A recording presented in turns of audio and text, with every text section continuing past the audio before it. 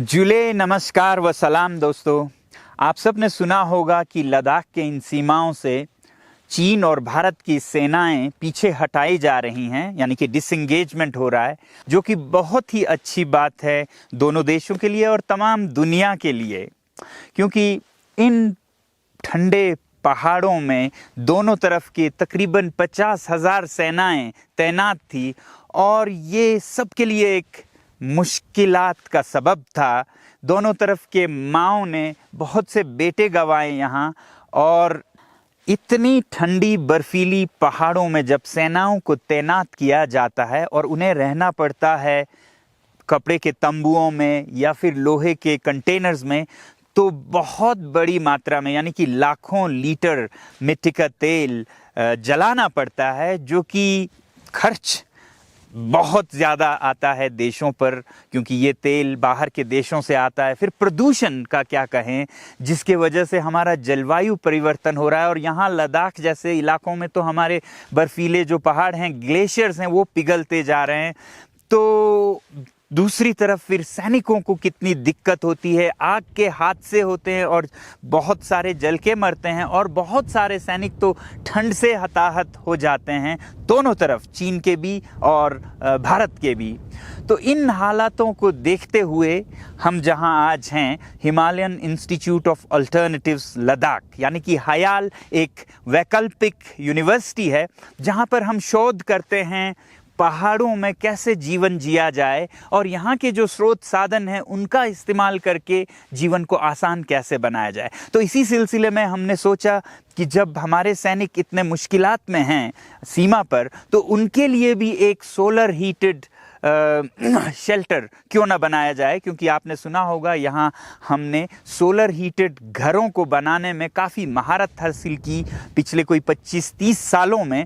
तो अब ये मोबाइल यानी कि उठा के जिसे हम ले जा सके ऐसे घरों में, यानी कि तंबू जो कि सोलर हीटेड हो, वो कैसे बनाएं। इसके बारे में मैं ज़रा सा बताऊं तो ये कोई 15 साल पुराना मेरा एक आविष्कार है, जो कि शुरू में हमने चांगतांग के जो पश्मीना यानी कि कश्मीर जिसे कहते हैं के चरवाहे हैं भेड़ बकरियों के, उनके लिए, क्योंकि वो खाना बदोश होते हैं, उनके लिए एक टेंट बनाया था। तो इस बार की सर्दियों में हमने ये देखा कि जो हमारे सैनिक हज़ारों में तैनात है गालवान की वादी में, वहाँ बहुत कड़ाके की ठंड पड़ती है और उन्हें बहुत तकलीफ़ें हो रही हैं।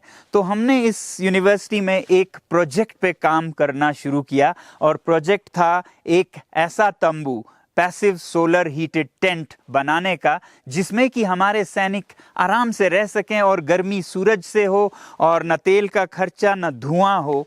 तो इस पैसिव सोलर हीटेड टेंट का जो ये आप प्रोटोटाइप देख रहे हैं, इस पे तकरीबन 1 महीना लगा हमें।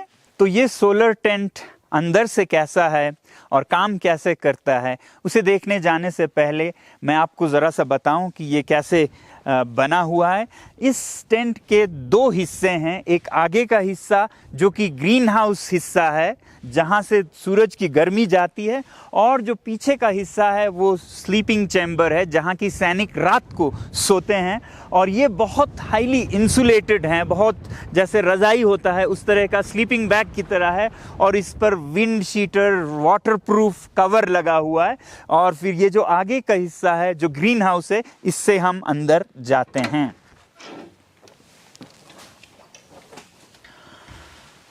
तो ये है पैसिव सोलर हीटेड टेंट। इस टेंट या तंबू के 2 खास हिस्से हैं, एक जो कि स्लीपिंग चैम्बर है, एक सोलर लाउंज यानी कि शयन कक्ष और विश्राम कक्ष। यहाँ पर सैनिक दिन में आराम से खुले में बैठ के अपने काम कर सकते हैं, हथियारों का सफाई वगैरह, और दिन में बहुत ये गर्म रहता है, मगर रात में नहीं। और फिर रात में ये कक्ष जो इसका उत्तर का हिस्सा है, वो गर्म होके गर्म रहता है, तो वो यहाँ उनका सोने का हिस्सा है। अब ये पूरा टेंट कैसे गर्म रहता है, इसके 3 तरीके हैं।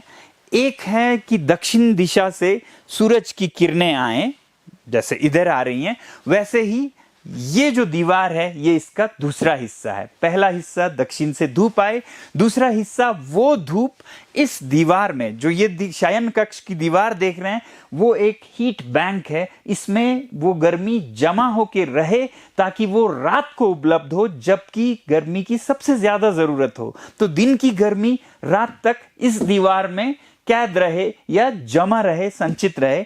ये इस दीवार में हम पानी का प्रयोग करते हैं और भी कुछ मटेरियल्स का, और इसको पॉलीकार्बोनेट के पारदर्शी परतों से ढका गया है जिसमें से धूप जा सकती है मगर गर्मी वापस ना आए। तो इधर फिर खिड़कियां हैं, यहाँ एक दरवाजा है, और फिर उसकी दूसरी तरफ हम शयन कक्ष में, स्लीपिंग चैम्बर में जाएंगे तो तीसरा हिस्सा है इंसुलेटेड कक्ष। 3 हिस्से हुए, दक्षिण से धूप का आना, इस दीवार में वो जमा होके रहना, और फिर रात को ये गर्मी बाहर ना चली जाए उसके लिए एक इंसुलेटेड चैम्बर जहां से गर्मी बाहर ना जाए। तो आइए हम शयन कक्ष यानी कि जो स्लीपिंग चैम्बर है उसमें जाएं।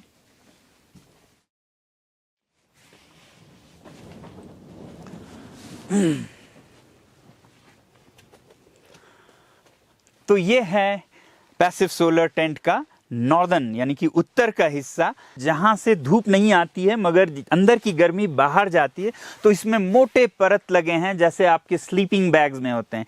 ये 4 तक परत हैं जो कि हम जिस जगह पे हैं, कितनी ठंडी है उस हिसाब से 1 परत लगा सकें, 2 परत लगा सकें, 3 या 4 लगाएं। सर्दियों में हो तो 4 लगाने पड़े, गर्मियों में आप इसे उतारते जा सकते हैं। तो ये परतें अंदर की गर्मी को बाहर नहीं जाने देती।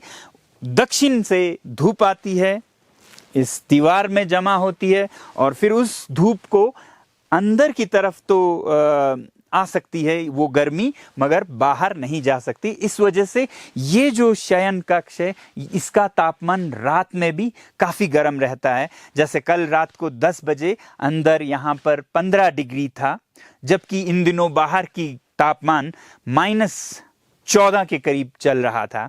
तो इस हिसाब से हमारा अनुमान है कि ये अंदर +10 से 15 के बीच रहे, बहुत गर्म भी न रहे क्योंकि सैनिकों को तैयार रहना है बाहर -30 में लड़ने के लिए। तो +10 से 15 तक अगर रहे तो बहुत अच्छी बात है। इस टेंट में दक्षिण की धूप और बीच के ये दीवार में हीट बैंक, और फिर उत्तर के इंसुलेशन के अलावा ये जो आकार है जो कि गोलाकार है, जिसके वजह से इस तंबू का सरफेस एरिया, क्षेत्रफल कम से कम होता है। ये एक ज्योमेट्री का हिसाब है। इसके वजह से भी गर्मी बाहर को कम जाया होती है, तो इस वजह से अंदर गर्मी बनी रहती है। तो अभी बाहर धूप जा चुकी थी और आपने देखा बहुत ठंडी हवाएं चल रही थी, मगर अंदर बिल्कुल शांत है और तापमान मैं देख रहा हूँ 19.6 है। ये तो खैर अभी धूप डली है, मगर देखना रात को है कि रात को जब 9-10 बजे हो तो तब अच्छा तापमान हो। इस सोलर टेंट के डिज़ाइन में हमने ये ध्यान में रखा कि इसे पोर्टेबल रखना चाहिए ताकि ये कहीं भी ले जाया जा सके, और ऊंचे पहाड़ों में खासकर जो रेजांगला और ब्लैक टॉप हिल उनको नज़र में रख के, या फिर सियाचन ग्लेशियर उनको नज़र में रख के बनाया गया है। और इसको जब हम खोलते हैं तो ये कोई 30 से 40 हिस्सों में बट जाता है, और हर हिस्से के वज़न 30 किलो से ज़्यादा नहीं होनी चाहिए ताकि उसे उठा के ले जाया भी जा सके। और इसका एक ज़रा महंगा वर्जन होगा जो कि एल्यूमिनियम का होगा, उसमें तो लगभग 20 किलो से ज़्यादा कोई भी हिस्सा नहीं होगा। इसका डिज़ाइन हमने सेना के साथ निकट समन्वय रखते हुए, उनकी ज़रूरतों को समझते हुए किया है, और सेना ने हमें बहुत सहयोग इसमें दिया है। अब अगर हम इसकी कीमत के बारे में बात करें तो ये टेंट आगे चलकर भी और अभी भी तकरीबन 5 लाख रुपए में बन के आता है। मगर इसके विकल्पों के साथ अगर तुलना करें हम, तो विकल्प हैं लोहे के कंटेनर्स। उनमें एक तरफ तो हीटिंग की कोई व्यवस्था नहीं होती है, दूसरी तरफ उनका क्षेत्रफल एरिया जो है इसके आधे से भी कम होता है, और उनका कीमत लगभग सेना को 9 से 10 लाख रुपए पड़ जाते हैं। तो ये आधे कीमत में दुगना क्षेत्रफल देती हैं। फिर दूसरा विकल्प है कपड़े के तंबू, वो तो सस्ते होंगे मगर बहुत ही ठंडे भी होंगे। इसी प्रोजेक्ट को अगर एक सरकारी लैब में एक रिसर्च प्रोजेक्ट की तरह किया गया होता तो शायद आधे से 1 करोड़ तक लग जाता। हमने यहाँ पर इसे बहुत ही कम खर्चे में किया और 1 महीने में डेवलप किया, और इसका खर्चा हमने सरकार से नहीं लिया, बल्कि ये जो परियोजना है ये मेरे अपने खर्चे से एक सेना के लिए भेंट या तोहफा के रूप में करने का हमने सोचा है। और अब हम बाहर आ गए हैं इस तंबू के। काफ़ी हवाएं चल रही हैं और काफ़ी ठंड है यहाँ पर। तो जाते जाते मैं ये बताऊं आपको कि इस तंबू का फ़ायदा सैनिकों को तो होगा ही, देश के खर्चे भी बचेंगे ही, मगर सबसे ज़्यादा फ़ायदा होगा आपको, हमें, ख़ासकर लद्दाख के लोगों को, और लद्दाख के तमाम पशु पक्षी फूल पौधे धन्यवाद करेंगे हमारे देश को। बताता हूँ वो कैसे।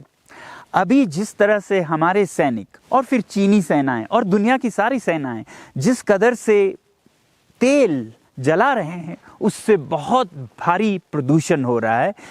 भारतीय सेना ही लद्दाख में सालाना 1 लाख किलोलीटर का प्रयोग करती है ईंधन का, जिससे कि तकरीबन 3 लाख टन कार्बन डाइऑक्साइड हवा में जाता है, जिससे कि जलवायु परिवर्तन होता है, जिससे कि आप दिल्ली में महसूस करते हैं और समुद्र तल पर, और हम लद्दाख में ग्लेशियर्स का पिघलना, तमाम सिस्टम्स का बिगड़ना देख रहे हैं।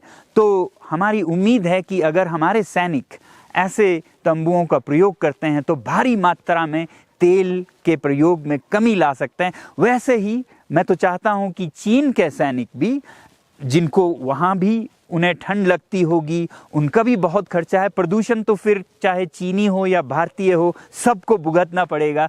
मुझे उम्मीद है कि ऐसे आविष्कार का फ़ायदा हमारे सैनिकों को मिले, हमारे आबो हवा को मिले, और हमारे ही क्यों, चीन की तरफ भी वहाँ की हवा भी साफ रहे, वहाँ के सैनिक भी इसका इस्तेमाल कर पाएँ, क्योंकि वो भी इंसान हैं, उन्हें भी ठंड तो लगती ही होगी।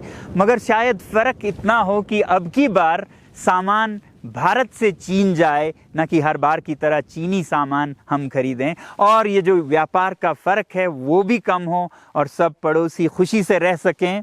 आपको कैसे लगे ये विचार ज़रूर लिखिएगा, अपना ख्याल रखिएगा, और हम लद्दाख के इन पहाड़ों से आपको भेजते हैं बहुत सारा प्यार और जूले, नमस्कार, सलाम व धन्यवाद।